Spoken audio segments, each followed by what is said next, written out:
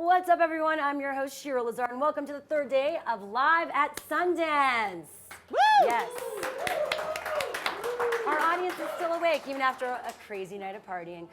It is the opening weekend at the fest, and we are in full gear here at broadcasting live, of course, right here, downtown Park City, YouTube on Main. And for those of you who don't know me, I'm the host and creator of the Partners Project, where I interview the biggest stars of YouTube.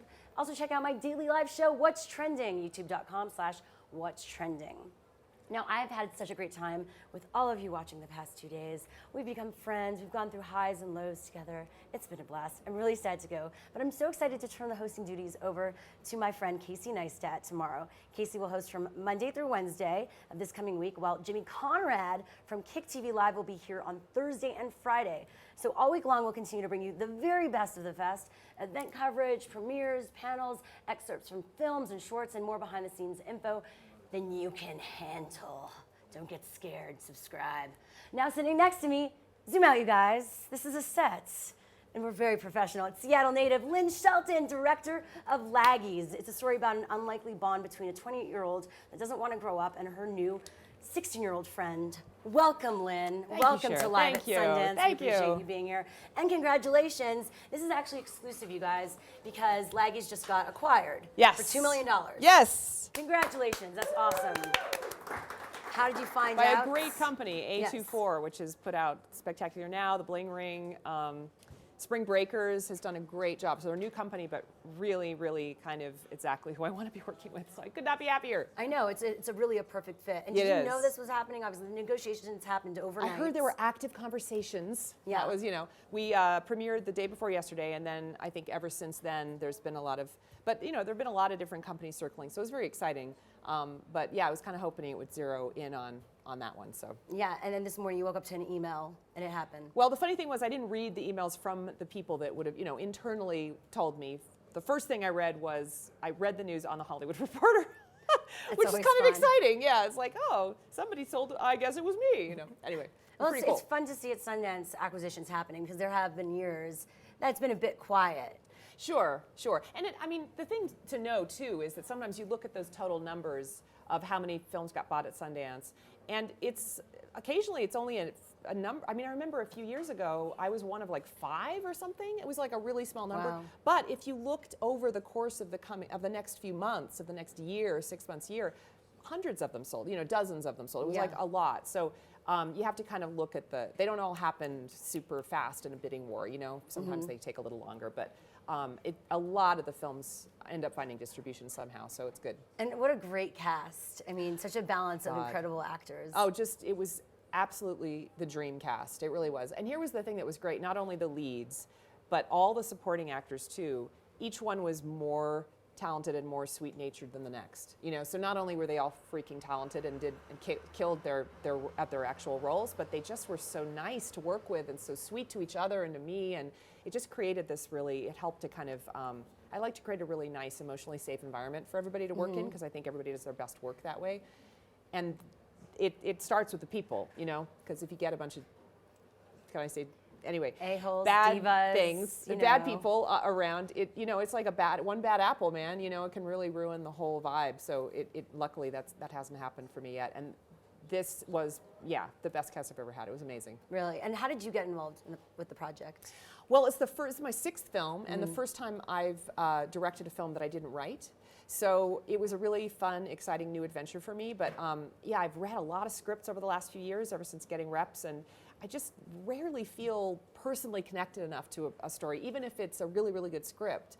I did, this time this little voice inside of me was just like, you have to direct this, It felt like really in my wheelhouse, kind of emotionally, and it was just a great script. It's almost, Andrea Siegel is the name of the writer, and she's young and she's an up-and-comer. We're going to see a lot of great things from her.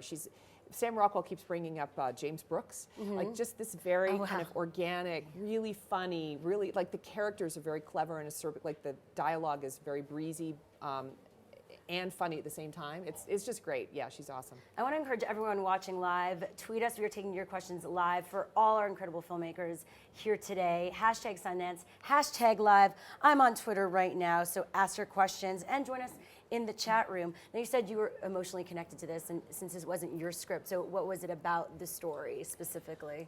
Well, it's interesting. It kind of goes back a little bit to the territory that I first approached with my very first feature film back in 2005 when I was making that film, We Go Way Back, which is about a 23-year-old woman in a kind of quarter-life crisis. And her actual 13-year-old self makes this appearance in a stroke of magic surrealism, kind of helps her out of this, bind she's in. And I'd been yearning to go back to a similar sort of territory now that I actually know what I'm doing as a filmmaker, because I'd made a few more films. And then this landed on my lap, and it had a similar relationship. A lot of personal crises. Yeah. Well, it's it's a woman in a sort of quarter life crisis, and instead of her actual 13-year-old self showing up, she gets to kind of revisit her youth or her pubescent teenage years by making a friend, hanging out with a bunch of teenagers, and it just, I don't know, it really spoke to me. But you see so many films starting, probably even before this, but the first one that comes to mind is The Graduate, with guys in that place of like, oh my God, what am I doing? Where am I? Where do I fit in the world? You see a lot of guys get the opportunity to explore that territory, and very much fewer times do you get to see women. That's so I so thought true. It would be, yeah. I've never thought of that. Yeah. Oh yeah. But I feel like we're, women are kind of taking on the role of men these days. It's like a switch up. Well, I don't know. I think we've always had this. We always had it, and finally it's coming out. We never get to. Usually we get to play the roles of the, the like patient wife or girlfriend, like while her, who's really got her shit together, and her boyfriend is the one who's like lost. So it was nice to be able to shake it up a little. So tell us, as a director and screenwriter, and the process of working with this young screenwriter, and how that worked for you. Were you very involved because you kind of understand that side of things? Oh yeah, as soon as so Alex Madigan of Anonymous Content, who was the key producer, was in development with this script for about 2 or 3 years with Andrea for a while, and then I was the top of their list, I'm honored to say, so they brought it to me first.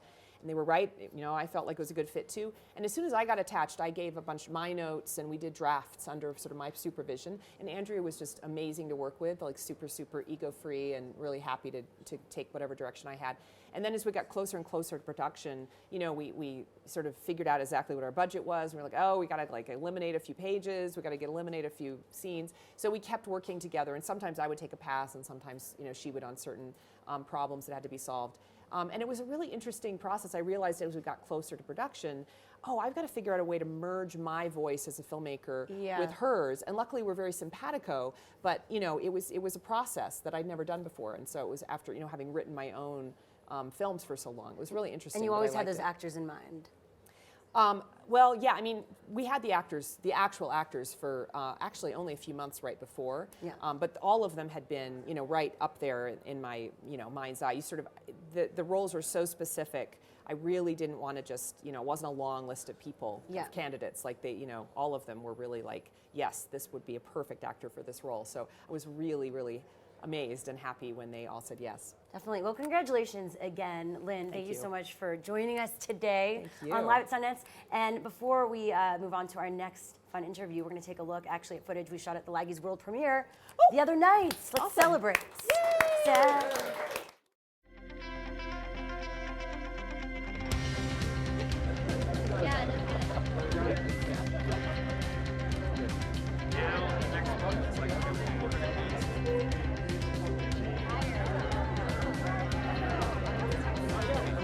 How are you? How's it going? How you doing?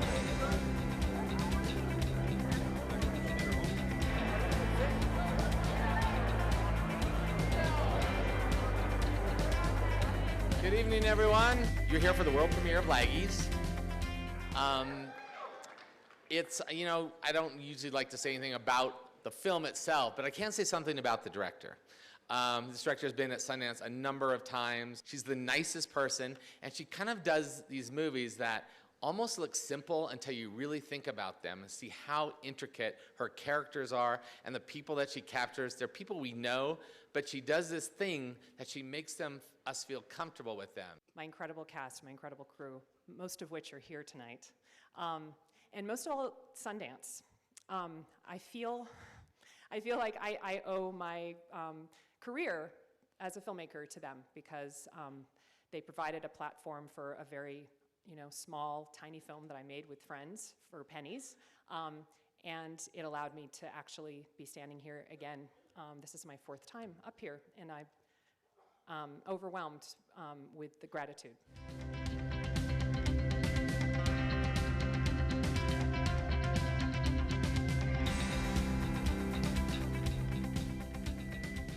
How long did it take to write the film, and how long did it take to make it? Writing was like a process of maybe 2.5 years because we kept doing revisions. Yeah, and then it took I got attached after you'd been writing it for about 2.5 years, and then it was another couple of years before we actually got the casting and the funding and everything.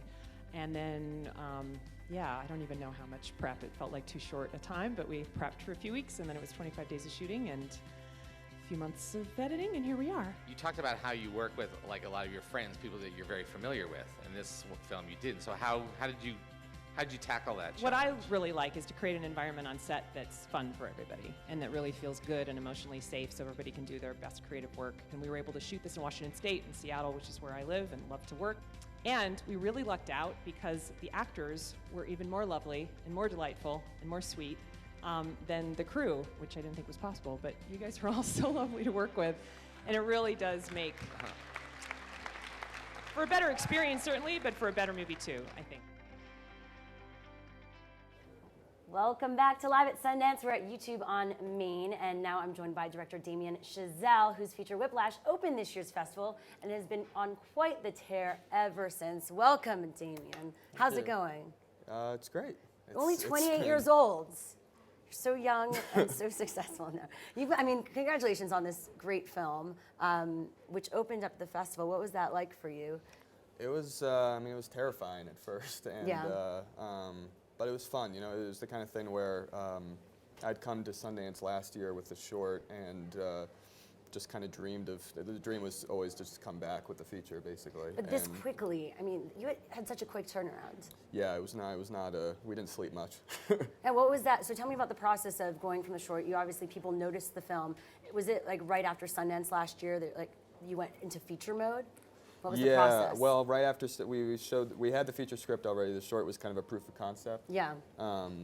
So right after Sundance, we started trying to just kind of get the money together. It took a few months, and then we sort of prepped in the late summer, shot in September and October, and then we had to edit it, really quickly. Yeah, and what do you think? It is about the movie that has drawn so many people to the film, and then also how are you connected to the story? I guess the hope was always with this movie to make a movie about a very specific world, a very specific subject that might seem not accessible to a lot of people, yeah. But prove that it can be accessible, that it can be relatable. So in this case, the movie's about jazz, people in a music school learning to play jazz. It's not exactly everyone's experience, but when you broaden it out, when you make it sort of about more primal things like trying to do something with your life, trying to be great, whatever that means, at something, that kind of drive, I think anyone can sort of relate to what that sort of feels like to have that, and also to be kind of hindered in your goals. So the hope was to make a movie that would sort of speak beyond the jazz world, and so it's been very kind of rewarding to see it happen. Yeah, and you're a drummer as well. I am. Didn't you teach Miles how to drum? Was that like Yeah, part of your job throughout the shoot? That was my added duty. Took away the budget for the drummer. Right.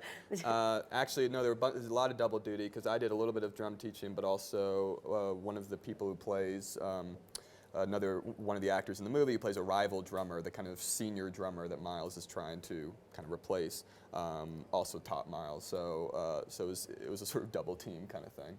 And I feel like it must be fun for you as a young director working with such an incredible young up-and-coming talent.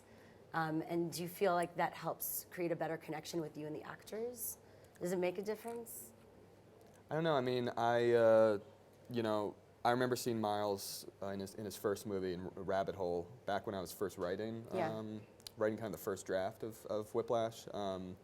And I just kind of knew right away that I just thought he was really special. I hadn't seen a young actor with that kind of, just the sort of purity that he kind of brought to that role. He does something so simple but so difficult in that movie, and so it's the most rewarding thing for me is just that I remember specifically telling myself I have to find a way to work with this kid when I saw that film, and then I got to. So. And was it an easy pitch? I mean, what was that like, you know, trying to get him on board? Because for at that him, point, for or? Miles, I mean, he's had a pretty great year. It was, well, you know, we talked, he was on a set of Divergent, which could not be more different from this movie, you know, and, but he's, you know, he was a little wary at first just because of the physical toll he knew this role would take and the mental toll, and he had just done 4 or 5 movies back to back in the course of just a year. That's a lot, so he was burned out. He was hoping to just kind of get on a beach and so relax. He'll tell you the same thing, and so and I didn't want to sugarcoat it. I wanted to tell him, like, look, I mean, you know, if you're not like this role, there's no point in doing this role unless you're going to give 150%. And he knew that, and I mean, I'm just grateful that he decided for whatever reason to, you know, to take the gamble, because he certainly didn't sleep. He, you know, he had to work his ass off. His hands were bleeding on set. I mean, Really? it was. There was actually blood, real blood on the hands. Well, just the amount of you do that Yeah, kind of drumming for that amount of time. It just, you know, it's just your blisters tear. It just happens. But it's like he actually started to live that life because he had to, and it was tough. But he rose to the occasion. What are your thoughts on people saying he's a breakout star? This is his year, you know, I the hope big. So. I thought he was a breakout star in Rabbit Hole, so I feel like to me it's you like were early on to it. me he had his year, you know what I mean, and it's just been continuing. If this movie can do anything to help get him into even more on even more people's radars, and hopefully show a side of him that we haven't seen before, then that's a dream. A lot of people are also talking about the chemistry between J.K. Simmons and him. Tell us about that, and I guess the decision of bringing J.K. on as well to be part of that dynamic. J.K. was the first person on board in the movie from the beginning. Even when we did the short as a proof of concept to show financiers, he was the first person we sent the script to. Yeah. And he, he's just speaking of like trying to show things that people haven't seen of actors. You know, I mean, obviously J.K. Simmons has been around, been in tons of movies. Everyone knows. Everyone has seen him and everyone knows him, but hopefully they haven't seen this kind of performance. At least not since Oz, which was a while ago. They haven't seen this kind of performance from him. He's done more kind-hearted, more comical stuff lately because he's so good at it. And it was great for me to be able to like take someone who's able to be a sort of kindly paternal figure, be that father figure that you want to please, and then just switch like that on a dime and scare the shit out of you, you know? Someone you hate, possibly. Exactly, you know, and he had to be able to do both, and he was the only actor, I think, right now who's able to do both so seamlessly, where you don't sense the gears shifting. You just kind of he just works those muscles like a pro, you know. Definitely. Well, congratulations. Thank It's been you. great hanging out with you today. I really appreciate it. Best of luck with the festival, and let's meet another artist actually whose film from this year's fest relies on a central theme of music. I love you're like, yes. Music. Kate Barker, music. Kate Barker Froyland and her piece Song One. Take a look.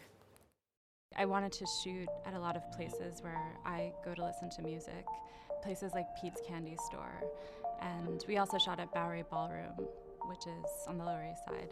It really is all about all of these different kinds of music, and really the emotional power that a song has, the different meanings that one song can have for so many different people. So I really think that anyone who loves music, I hope would love this film. My name is Kate Barker Froyland. My film is Song One. It's premiering in the U.S. Dramatic Competition at the 2014 Sundance Film Festival. Song One is a story about Franny, who comes back to New York when her brother is in an accident. Her brother is an aspiring musician, and she tracks down her brother's favorite musician, James Forrester. The whole movie is about the relationship that develops between Franny and James while Franny's brother is in this coma. I wanted to tell a story really about music. You know, music fascinates me and kind of its power to connect people in ways that they would never expect. These two characters, they really form this connection when they meet, and it's all through music. It was really exciting to find out that we would be at Sundance. As a first-time filmmaker, I think it really is an amazing thing. So I'm really looking forward to that and sharing it with audiences there.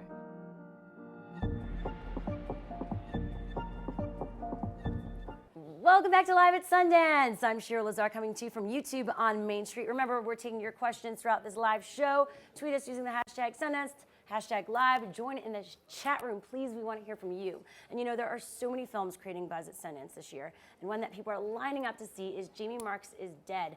I'm going to turn it over to another great host, director Carter Smith, and his talented cast, Cameron Monaghan, Noah Silver, and Morgan Saylor, to talk more about their experiences making this film. Take it away, you guys. I don't know if I'm as good a host as you, Oh, but you're I will fine. try. This is like fun because it's intimate. You know them. Yes, that's you the good can part. embarrass them, I throw do them know under the them. bus a bit, you know. Okay, so tell me, I guess, what first made you interested in the project? Well, for me, the first thing obviously was the script. I read the script, and there was something about it that like kind of got under my skin. There was some emotional elements to the movie that I hadn't really ever felt before. It was this mix of this drama, these teen stories of loneliness and connection, all that. But at the same time, it also had this kind of frightening element to it. It was something I'd never seen before, and it's last in the movie. We just watched it for the first time last night, actually, the final full finished product. It's gonna look better tonight in the theater than it did last night at the house. How about you guys? For me, I think it was the friendships and the trio that formed between our three characters and how we were able to play with, you know, who's pulling who in which direction and who is influencing someone in this way and who's using someone in this way. And yeah, I just loved being able to play with that. And after meeting you, Carter, I was excited to work with you, so that sold it, you know. Yeah, and I think the script was so different than anything I'd been reading in a long time. Yeah. You know, as actors, we read a lot of scripts, and they can get a little formulaic. Yeah, it was a real breath of fresh air. And Jamie Marks is Dead was something that I didn't know what was going to happen next. So Carter, we're turning the interview on you. Yes. What attracted you to the project? Well, I mean, in the beginning, it was Christopher Barzak's novel, One for Sorrow, that it's based on. And when I read it, I wasn't. How long ago did you read it? I read it like 4 years ago, I guess. And I just picked it up in a bookstore, just like found it and read it, and like couldn't stop thinking about it. And How long after did you start writing the script? Probably at like about 9 months. Like I started writing before I actually should have, because I hadn't optioned it yet, and I had no right to be writing it. But like what it was like the triangle between the three characters that you guys play.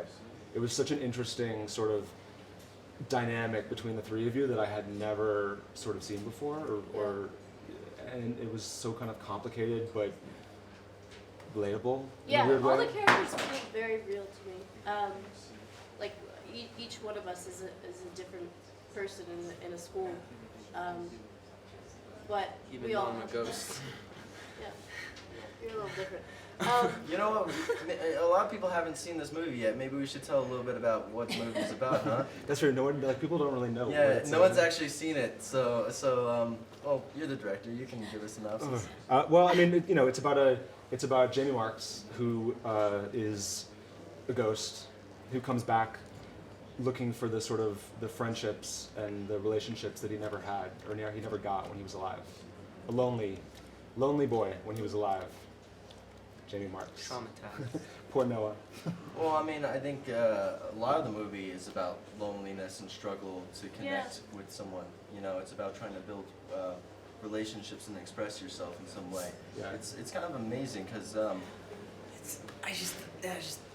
Friendships kind of, I don't know, might sound ridiculous, but like, friendships is what makes you seem, I guess, makes me feel real and feel alive, is connection with other human beings. And I guess in my condition, because I'm like stuck in between the world of life and death, I'm like struggling to be alive and struggling to hang on to this life. And so therefore I feel that my only way to do that is through connection and friendships. And I guess I find the courage to finally approach Adam, which I've been like looking up to all these years in high school and I never could. And finally I do. Oh, that's At good. the last That's minute. Good. I'm proud of that. Yeah. I'm proud of that. And then I love the relationship that you two have, Cameron and Morgan. It's like this great sort of strangely dysfunctional budding romance. But in a weird way, it's it so works. weird. Because they're kind of on the same page. Yeah, what surprised me a little bit was actually the movie is somewhat funny in places, which I didn't expect it to be. We were giggling, especially like us. our scenes. I guess it's also Not just because it's always a little like bit awkward. giggly, yeah.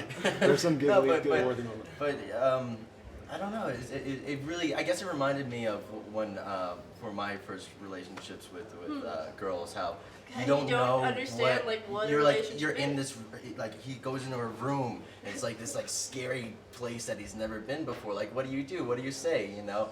And Grace is just such a badass. She's just sit down. Yeah. And what, like when you read it too, like did you think about it in terms of being like a thriller or a genre movie, or like as a relationship movie, or like what was the first sort of? I don't think we have a genre for this. Yeah. I think we're kind of finding something new here. This is. I mean, I don't. It sounds silly, but Yeah, it's it kinda- doesn't. It fits within a lot, but also it doesn't fit within just one. Yeah. I mean, yeah. After seeing it last night, I can honestly say I've never seen a movie like it before. Yeah. So, I'm proud of that. Good. What else? What else? What else do you want to ask me? Yeah, What else have you been wanting to ask me? Now you can ask me when. How about we talk I about have to answer. how we shot this movie? Because In the freezing cold. We were in the In a freezing cold days in upstate New York in the middle of January. Yeah. Staying all together, the cast and crew in this little Glamorous dingy days in. snowed in together. There was nothing basically around for miles, so we just would My little shoot pink car. all day, and then we would come back, Hang and out at the Days hang Inn out, and it was all like night. but I think that kind of helped us, because Yeah. we Yeah, 'cause really not- I did mean, form close relationships. And none of us could get out. Yeah. Or go anywhere. There was nothing to do and nowhere to go. Yeah, and I think it shows in the movie. I think that that comfort and level of connection with each other, you can see it. And it's a winter movie. I mean, there was a moment when we were going to shoot this in the summer, and like What? my heart was breaking. Like What? Yeah, but I didn't want to do it, but like I mean, That would have been if crazy. it comes together, it comes together, and I'm so happy that we were able to shoot it. I mean, Yeah. thank God we did. Except for I mean, because I think that Well, I the wanna cold. know. I mean, you've seen I it know now, it. so you know like the weather and the Yeah. setting is a real. Yeah. Is like a character. Yeah. The cold plays a big part Yeah. in the film. The snow and the icy sort of landscape. Yeah, I want to give a shout out to Darren Liu, our cinematographer, as well, because this movie is visually amazing. Yeah, he there, did there, an there are amazing really job. shots that, honestly, like it took my breath away a little Yeah, bit. good. Like that mirror shot in my room when Yeah. it's absolutely There are a lot of amazing. good mirror Yeah. It's There's just a lot of good mirror shots. There are a lot of good mirror Yeah. shots. Yeah, And we there's had a lot of mirrors. The That's pretty lighting is symbolic. cool. Yeah, ghosts appear in mirrors sometimes. Yeah. Yeah. No Well, parallels. what I was saying last night is how we Adam and Jamie almost sometimes appear as mirrors of each other Yeah. in some odd capacity. It's like we're shadows of each other or something, and it has this amazing, as they become closer, And that's down to the performance, I think. That wasn't something that was on the page. That Well, was yeah, something that you was guys- something we pulled kind out of of it. discussed. pulling Yeah, you is into where, where- as I get closer to him, I'm getting sucked into his limbo as well, and we talked a little bit about the physical manifestation of that. How Adam is essentially kind of dying to be with him. Yeah. He So Jamie- has to, Jamie can live. Back. Yeah, he has to give part of himself. Back to Shira. Are we getting the signal? Back to Oh, you over there. Yeah. Hey, Carter, Oh, sorry. You have another shot at another career. Director, host. Ooh, I don't know about that. I already have another career. Well, thank you guys so much. That was fun hearing you. from director and cast and that whole conversation. Something that that conversation can't happen necessarily with an outsider. It's like you guys were in it, and there's certain things that We you were know in it about together. it, and you were in it. You were Yeah. definitely in it, and it's also based on a book. Some people might not know. Yes, One for Sorrow by Christopher Barzak. There you go. So if people want to get into the story before the movie hits the airwaves. Tonight. Oh yeah. Our premieres tonight. Premiere tonight, but if people aren't at Sundance, get the book and get excited about the movie to come to a screen near you soon, right? Okay. Well, earlier this week, we checked out the God's Pocket premiere, hearing about the passion for a story from both the cast and crew. So let's take a look at that right now. Hi, I'm Christina Hendricks, and you're watching Live at Sundance. This film, the simplicity of the coverage, and really coming up with very economic ways of storytelling, that really appealed to me. Well, he's directing me on Mad Men, so I feel very comfortable with him and know his talent and his capability. And they know it's a small film. They know it's not a big studio film where you can kind of learn your lines while you're shooting it. They came to work ready.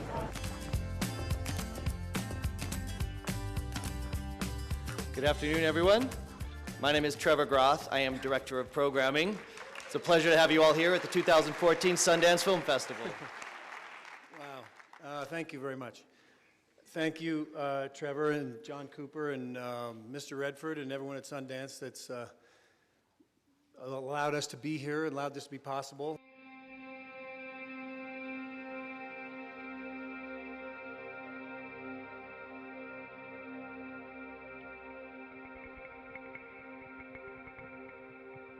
The question is, does he consider the story sort of more fantasy, or is it really sort of evocative of that area or Middle America? It does sort of enter the absurd a couple times. You know, I mean, but I guess what I liked about it was the Middle America quality, the sort of no-nonsense quality of these people to be able to cut through all the bullshit and just talk straight and do what needs to be done to get the job done, to get what they want. Question is for Phil. You know, he's played such a wide array of characters. What was it about Mickey that drew him to it?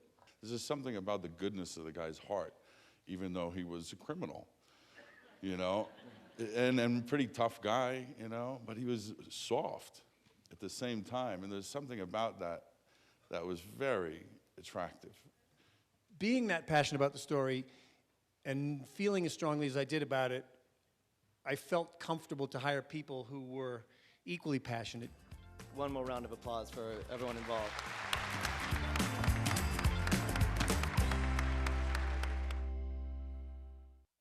Wow, I'm getting, you know, actresses tell me. You're the director. You could have helped me. It's true. Right, I just I'm coming sat out of here that- helpless.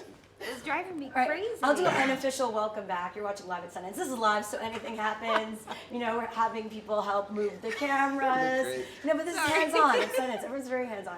What you just watched is some of the team from God's Pocket, and they were a tight team. They looked close. And you know, another close team and cast was Happy Christmas. Director and screenwriter Joe Swanberg and actress Melanie Linsky are joining me here today. Welcome to Live at Sundance. Thanks for your help. I appreciate it. I'm sorry, I get get a little like OCD. It was like facade. it looked like You're old underneath my MTV. It support. looked like That's 80s the thing. MTV where Is that somebody's cool? like, Let's bring it back, right? Yeah, let's do it. Bring it back.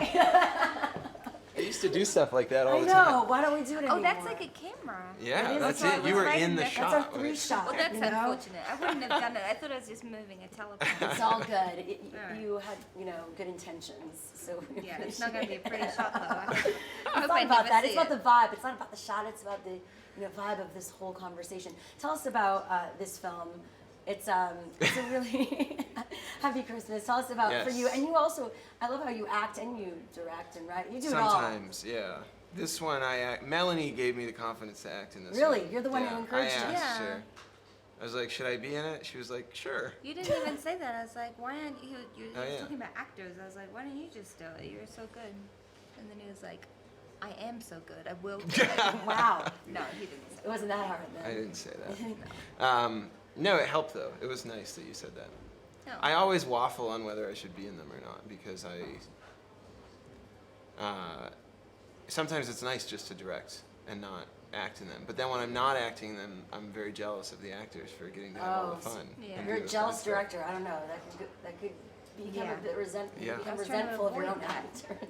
So for people watching who might not know what Happy Christmas is all about. Sorry, I didn't explain. Give- You asked give me a what it little was bit about, of and I just totally ducked the question. Give us a look at It what the film is, well, it's about a family. It's about Yeah. a young family. Melanie and I play a couple with a 2-year-old in the movie, and we're both artists. We've just bought a house that we've sort of put all of our money into, and we're kind of, you know, we're growing our little family.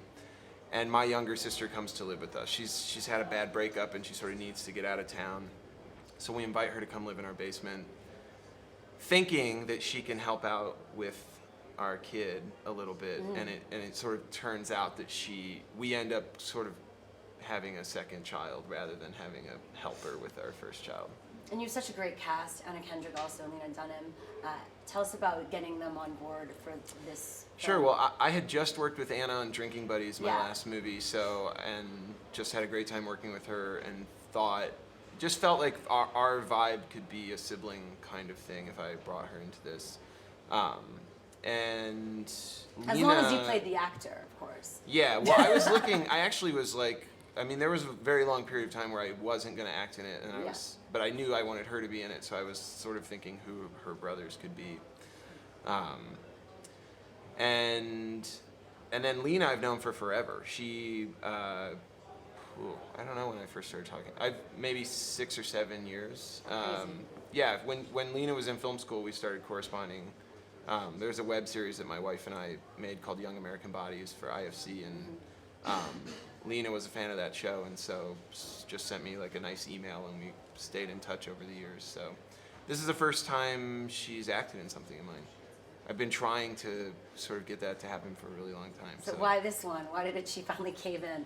Threats? I don't know. It's a good question. I actually don't know. She was so busy. I mean, it was really generous of her to come and do it. She was busy. finishing season 2 of Girls at the time and just like totally hectic, and really bent over backwards to make it work and come out and do the movie. So I saw her at Soul Cycle, and she was like, "It just seems like so much fun, and it's you and Anna, and I love Joe and Chris so much." And she was like, "I think I'm gonna do it. I'm gonna do it." So I you was helped. like, "Yes." She actually helped Yeah. encourage her at Soul Nellie's Cycle. casting It was so Soul Cycle, spiritual. yeah. Soul Cycle is so Yeah. spiritual. It just brings people together It's in that kind of sweat true. box, It's magic. candle sweat box.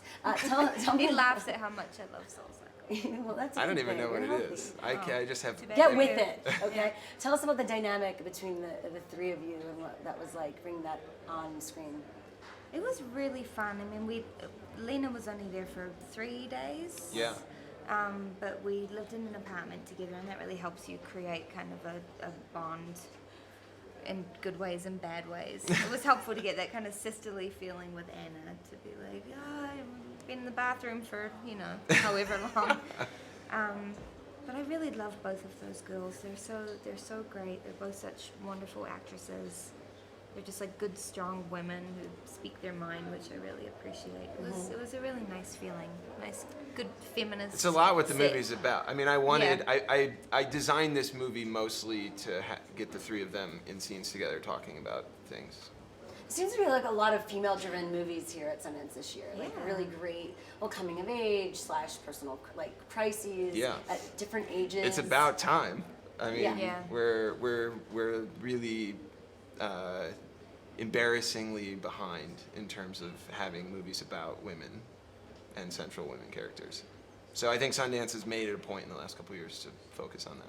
Yeah, it's been nice. It's been pretty great. Well, this is such a great film and a fun story and a great cast. So thank you so much for joining us today and helping fix the camera for me. So you have embarrassed technical that that's a prowess as camera? well. We have to do some sort of What else are you gonna do crazy today? outro. We're gonna pull one of the How are wood you pieces gonna- out and ruin the And whole reveal entire- the set. Look, Let's do a set reveal. This is it's an illusion.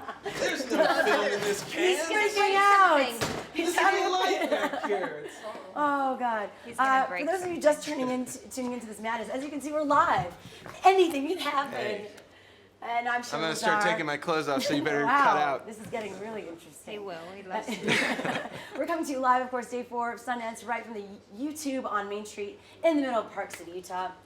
So up next, we have a quick treat for you guys. Earlier this week, my brightest diamond literally led marching band down Main Street at Sundance. I missed this. Did you see this? The No. marching band? I mean, there's 800 things happening at Sundance, but this is really cool. Actually, we caught it on tape. It was really a survey of culture by Windows. So let's take a look at that.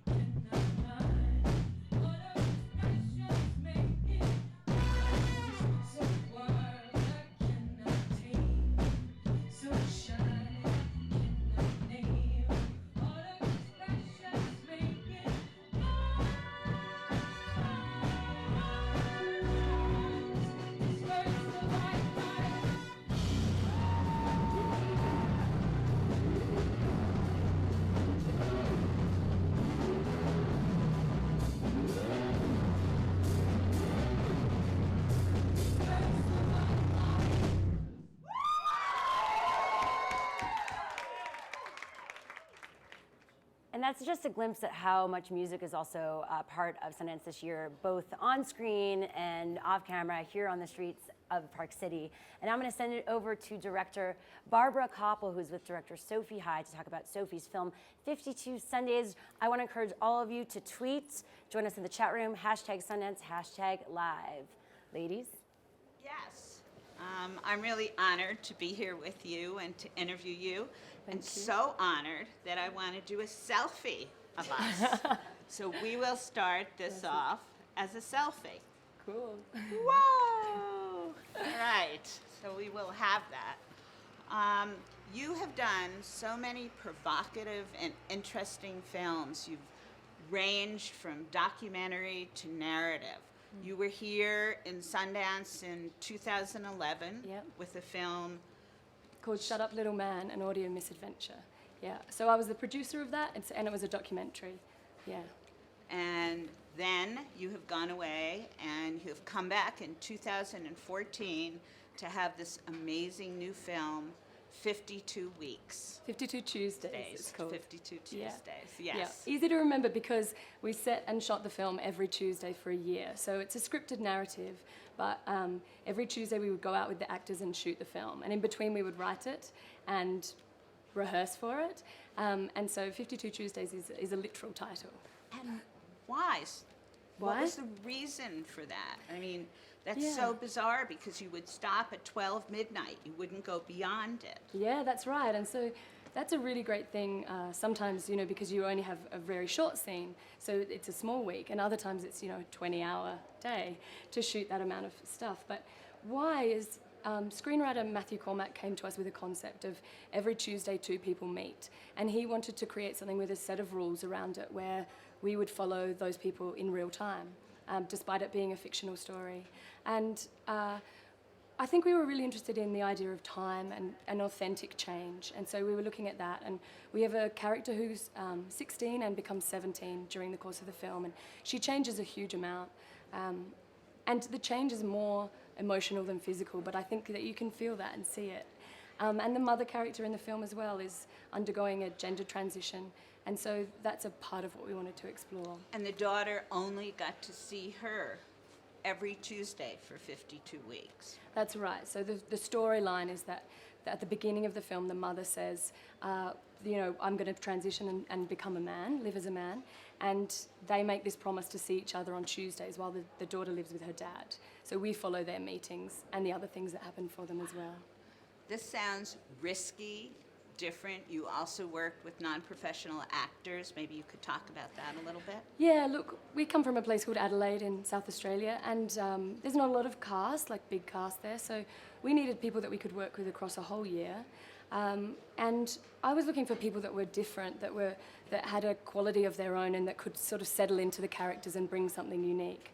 And so we cast non-professionals, all first-timers in films, who are all, I think, or many of them going to go on to do a lot of things. In particular, our lead, Tilda Cobham-Hervey, is just a beautiful, person to watch and is already in some other films.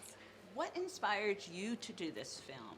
And what are some of the themes of the film? Yeah, look, for one, the form was interesting to me, and I was interested in breaking down this industrial model of a kind of 6-week shoot, and that everything was riding on this one, that every film felt like it was being made in the same way, and I wanted to see what would happen with a different result, to get a different result.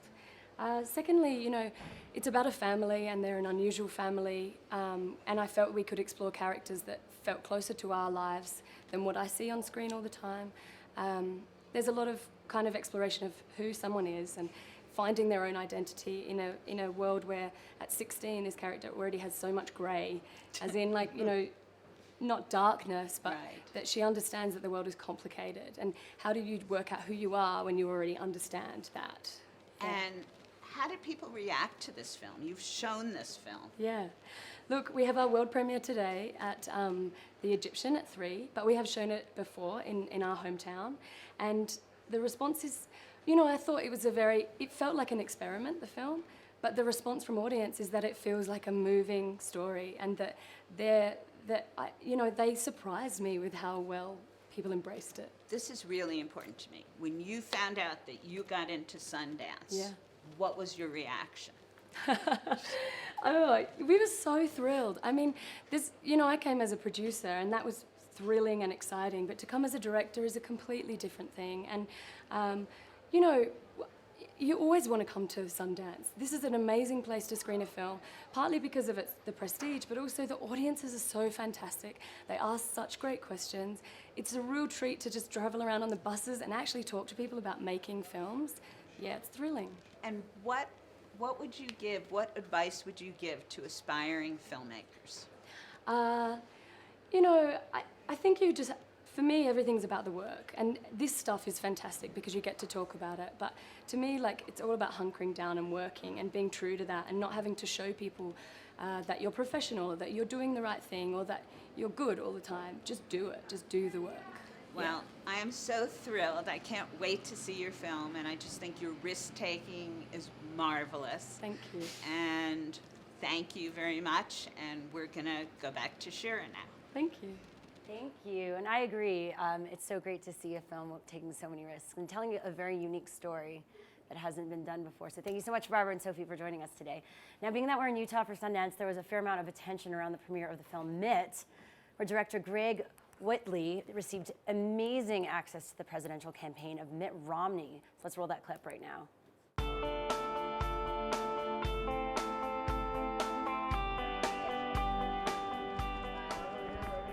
For documentary filmmakers, this is Carnegie Hall. We feel like we won the lottery twice by being in this film festival. I think what people react most strongly to the movie is it helps if you come with a very strong preconceived notion of who Mitt Romney is, because I think our film sort of puts that on its ear. I don't know about this poster. I'm not sure about this poster. What do you think? I like this hair. Obviously, you wouldn't do this for just anybody, but we got to meet Greg and felt comfortable with him, and he said, you know, even if we never make a movie out of this, it'd be a wonderful journal to keep for your family of what your presidential campaign was like. Had I won, I probably would have wanted to exert a lot of editorial input. In this case, not having won, Greg has put together the film. We haven't seen it. My guess is there'll be some scenes that we like and some things we don't like. I don't think Sundance is known as an ultra right-wing organization. The fact that they would select the film to be shown at Sundance is a great tribute to Greg Whitley, to his editing effort. It's, ladies and gentlemen, the director of Mitt, Greg Whitley.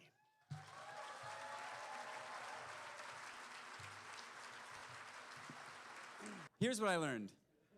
I could make, and I'm not exaggerating, I could make a 90-minute film of Mitt Romney turning off lights and picking up garbage. I remember hearing Mitt say, and I think he was quoting his dad, that it's fairly remarkable the difference that one person can make if that person chooses to. And going through this process, I feel very strongly that we have a very fragile democracy that requires all of us to be engaged.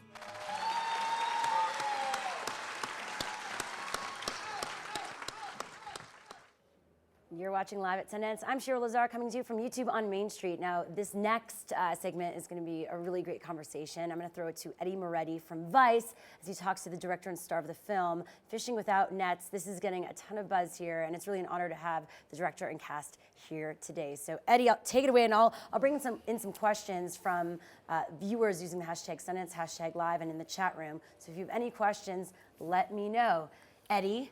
Hi. Hi, how are you?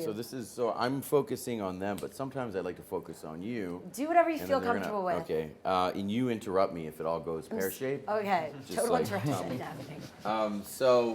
Hi, Cutter, director of the film Fishing Without Nets. Thank you. I guess I want to start with you because I know the feature film started as a short film, which was entered here in 2012 at Sundance, won the Grand Jury Prize, and that's kind of where this whole journey started.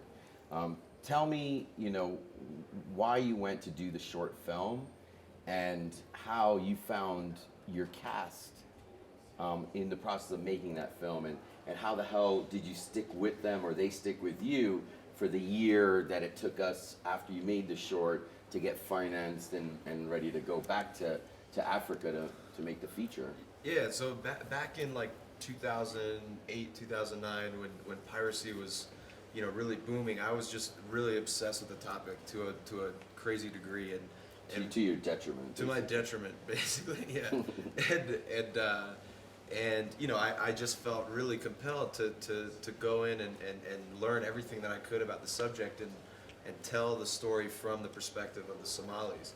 But as I'm sitting in Washington, D.C. working on this script, you know, I had the realization, like, I can't really do this justice. So I You felt a little bit like I felt like I was a faking. fraud. Like you Yeah. couldn't write this Somali story from D.C. Right. using newspaper clippings, so you had to go. So I had to go, and I went, and I had the great fortune of meeting these two guys.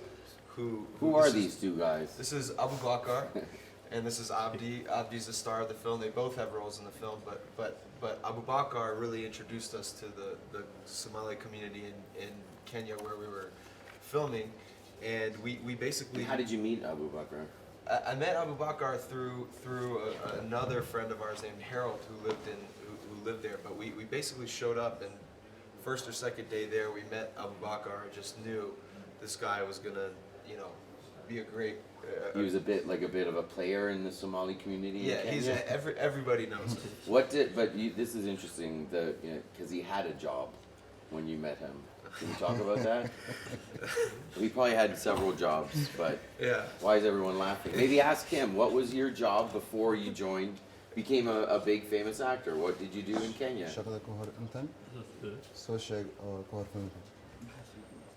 A quick pithy answer, please.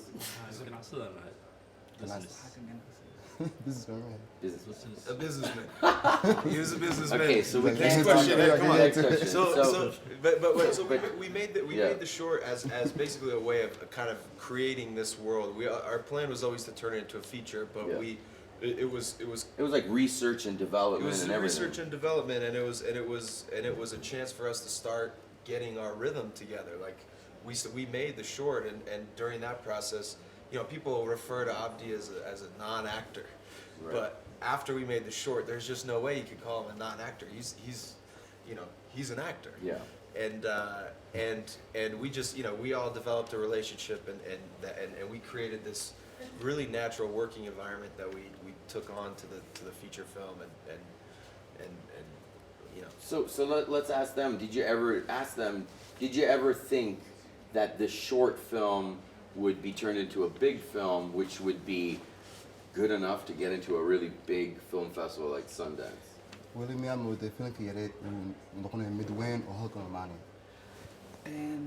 Kwanza su-aasha i weydiisay waan sugaya inuu weydiiyo waa mahadsan tahay intaasoo bilaan sugaya su-aashaas inuu weydiiyo boqolkiiba boqol waxaan ogsoonahay ninka filinka dhigay inuu yahay nin oo boqolkiiba boqol oo suurtagal ah inuu filinkan boqolkiiba boqol oo ummadda daawanayo adduunyada dhan daawanayo inay suurtagal ahoo argagixis yahay oo qof kasta markuu daawado oo suurtagal markuu arkaba uu jeclaan doono filinkan filin kalena aan dhigi doono.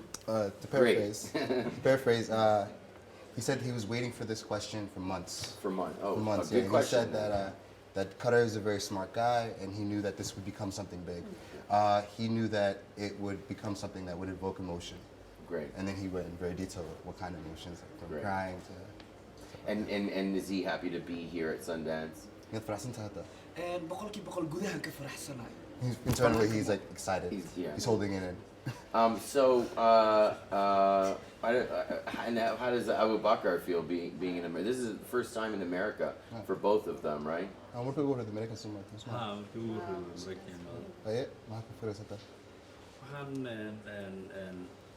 ku fikiray filmku inuu film qofkii fiirsadaa uu ku farxi doono inuu noqonayo aniguna aan rajaynayo inaan maaragtay filmaan kale wax ka sii sameeyo. He's excited to be here, and he knows that this is a good movie, and he's hoping to make more as a result of this one. He wants to be an actor. They both want to be actors now. You've created some monster stars. So I guess maybe one more question right now, I have or a do you want question to from jump in? Twitter, which I thought was interesting, from @Brooke Shepherd. After Captain Phillips, are you worried about audience fatigue? No, I don't think so. I think for us, the idea that this subject has the ability to be told from so many different angles is just a sign of how meaty the material is and how interesting the topic is. And I think they're kind of an interesting companion piece, if you will, because this is completely the other side of the story. And at the end of the day, it's a universal story of survival and hope, and I think goes into some detail that's important to show. A lot of people are saying actually that it's more raw. It actually feels more real. Like people wanted Captain Phillips to describe that side of things, but it didn't. And so you're kind of portraying another. Yeah, I mean, in every stage of the process, there's authenticity. There's guys who were hostages of pirates that contributed with the film.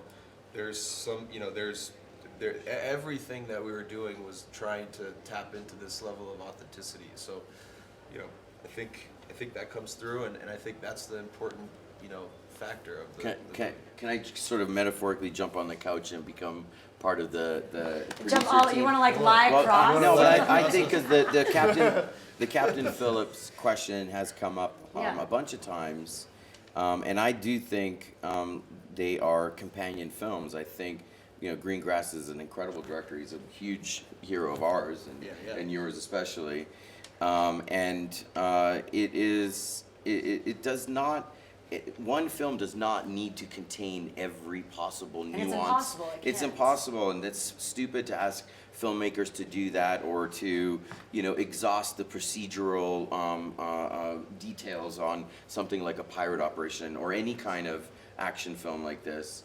I think it's a wonderful afternoon of pirate movie watching to watch Captain Phillips, make more popcorn, go to the bathroom, and then come back and watch Fishing Without Nets and make it like here's the complete picture now on a subject that people think they know about, but is still relatively unexplored. And I'm sure you made them into local celebrities. I mean, are they stars in their communities? Do people come up and ask for their autographs and everything? No? What's the craziest thing that's happened to them with the success?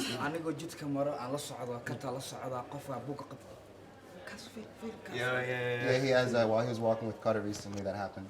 Yeah, someone had their film guide out, and they were like, "Hey, that's." And while you were making the film, how did the community react to the fact that Abdi and Abu Bakr and the other Abdi, how did they treat them and this presence that was in their, in their midst? Yeah, that's a good one for you. How did the community treat them while the film was being made? Okay, waxa waaye hooyadiina markaad filmka duubisad Kenya dadka oo magaalada ku fiirinaya maxay dareemta oo maxay dhacay intaas kale soo sheeg wax maxaan He's laughing.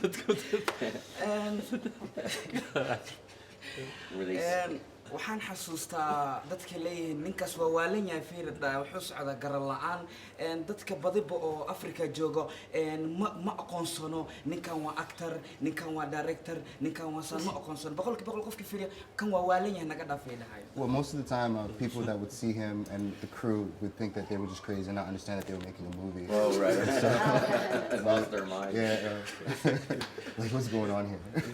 Wow. Well, thank you so much, Eddy. Yeah, thanks. And the cast, and congratulations. Really, a lot of people are talking about this one. It's going to have a great impact. It's an important story to be told, and you've executed it in a very interesting and inspiring way. So thank you so much. Fishing Without Nets, a really cool movie. And you guys watching online definitely need to put it on your must-watch list. Anyway, my time hosting live at Sundance has sadly come to an end. Oh, I didn't even need to encourage that. That was very natural and authentic. I want to thank, once again, the Sundance Institute for the wonderful gift membership I received for hosting. I got this little package. Oh, you're so sweet. Do you want to sit? Oh, no, you're very sweet. Oh, well, Oh no, and it's such, you know, it's amazing to see because we all come here every single year and we do our thing and we're surrounded by incredible artists, but to see people that have the chance to be part of this in such an interesting way, you know, and get excited. It reminds you how grateful you need to be part of this community. So I want to remind all of you that signing up to be a member of the Sundance Institute means you are supporting independent cinema while connecting you to a community of awesome, like-minded people. So go do it right now. Sundance.org/membership. You can also get a whole slew of benefits and will be the first to learn about new films, filmmakers, actors, and stories. It's been really an amazing time, once again, coming to you live and speaking with such incredible filmmakers and artists the past 3 days. Make sure you guys tune in, same time and place, 11 a.m. Mountain Time. That's 1 p.m. Eastern, right here, youtube.com/SFF. Casey Neistat is going to be taking my chair here. YouTube filmmaking genius recently went viral. And then until next time, I'm Shira Lazar. Check out what's trending. Love you all. I'll see you on the interwebs. Peace. Bye. Thank you so much for tuning in.